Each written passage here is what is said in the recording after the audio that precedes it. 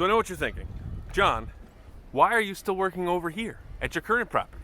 Don't you have like 12 zillion chicken coops to build at your new property? The answer is yes, we do.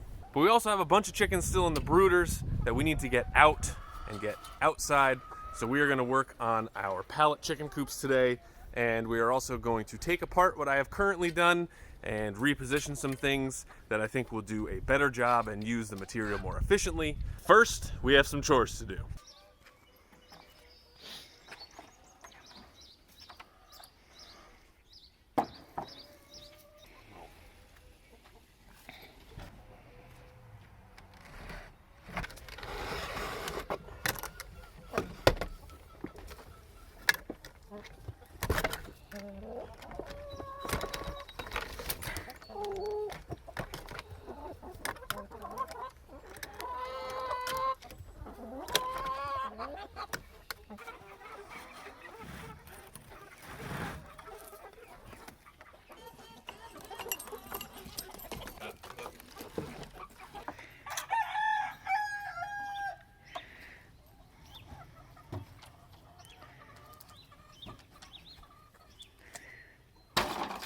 What a shot.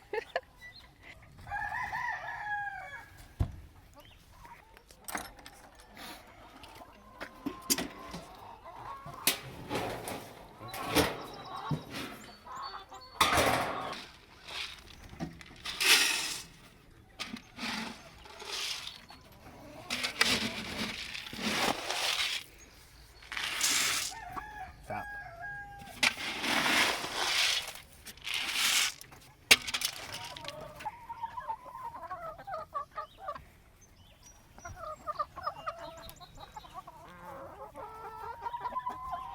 What's up, Norman?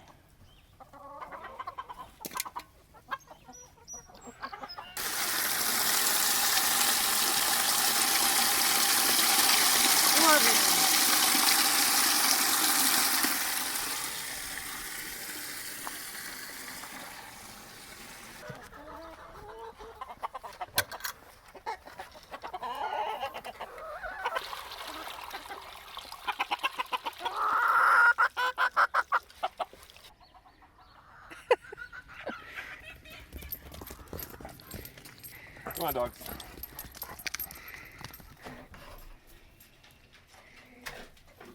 Hey.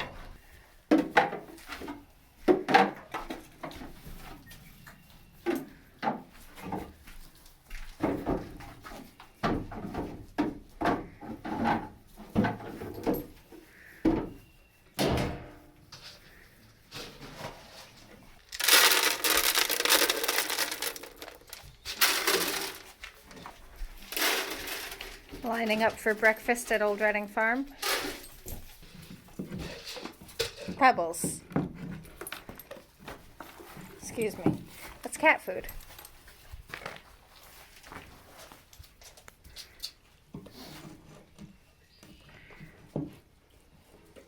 So right now I initially started this on this really long platform that we have here. The idea was to create like a gable roof or a shed type roof, but now it's just not really looking as efficient. So we're just kind of going to do a triangle shape here and just take the two pallets and lean them against each other long ways, because that way I think we'll be able to get 3 coops along this whole platform. We have 2 sets of chickens in the brooder right now, and we have a few other chickens in incubators, so we need to be ready for when they're ready. So let's get to work. So the first thing we wanted to do is undone what I have done already. While the overall design was probably going to be fine, it was turning out to just be a little bit too much work for just a temporary summer home for these chickens. So we found like just a much better way of using our materials, and while in the past finding pallets for free has been pretty easy, they were a little hard to come by this time of year. So we're just going to move to a much simpler design, and in order to do that, we have to start over. So first thing we did was pick 2 pallets and angle them against each other. Then we just used a little piece of metal to connect them up at the top. And then we're going to do the same thing. So this one is going to be a double wide. So you see we have 4 total pallets. So it's already longer than the one that I had already. So it'll give I think we're going to put the silkies in here. It'll give them a little bit more room.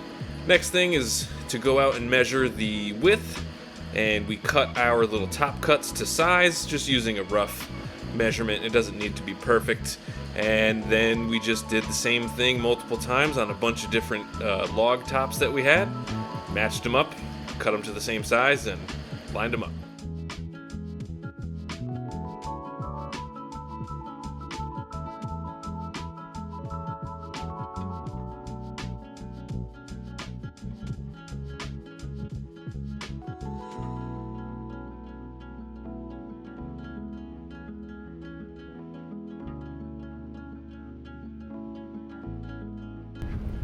All right, so you can see this is what we are now working with. Our little log cabin teepee type thing. So basically what we did was, instead of having a square, we took the pallets and tipped them up so that they formed a triangle, which allowed us to create the same amount of floor space, if not more, while using less material. And this is just gonna be a summer retreat for them, so it doesn't need to be super drafty or wind protected or water tight. It is certainly not the prettiest thing we've ever done here, but it should be practical. So now that we're all finished, it is time for dinner. And I have told Catherine that I demand my favorite meal. So let's go inside and see what she's cooking up. Tonight for dinner, John and I are going to have meatballs. And the first step of making meatballs, believe it or not, is chopping up and sauteing an onion. To get properly browned, onions take a while, so that's why this is the first thing that I do. But I find that putting cooked onions inside of my meatballs helps to keep them nice and moist. While those onions are cooking, we're going to get working on the meatball mixture. This is ground beef. You can use whatever percentage of fat you like. I add a bunch of Parmesan cheese, a couple of eggs, some breadcrumbs, and then the thing that I like the most about meatballs, I like to add crushed red pepper flakes to make them a little spicy. This is a mixture of herbs. You can use whatever you have on hand. This was basil, thyme, and rosemary. And I'm gonna add those onions in. This is my secret ingredient, fresh parsley. I like to add a ton of fresh parsley into the meatballs. I think it gives them a nice, bright, and fresh flavor that I think is a little bit unexpected in your traditional meatball. Yum. Chopped parsley. No pretty way of doing this, but the next thing you got to do is get this all incorporated. You don't want to overmix your meatball mixture because then they can get tough. So just incorporate it and ball it on up. I'm putting the meatballs right onto a cookie sheet because instead of cooking them into a frying pan, I cook them right in the oven. I find that this makes them cook a little bit more evenly, and it also makes less of a mess in my kitchen. Instead of having pasta with our meatballs, we are going to have zoodles.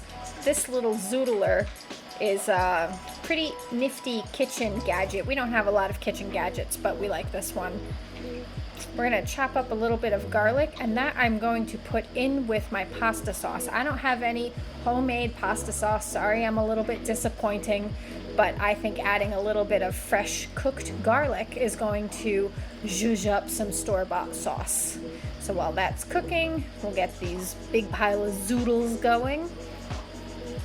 Once that garlic is all cooked, you can add your sauce and get that heated up.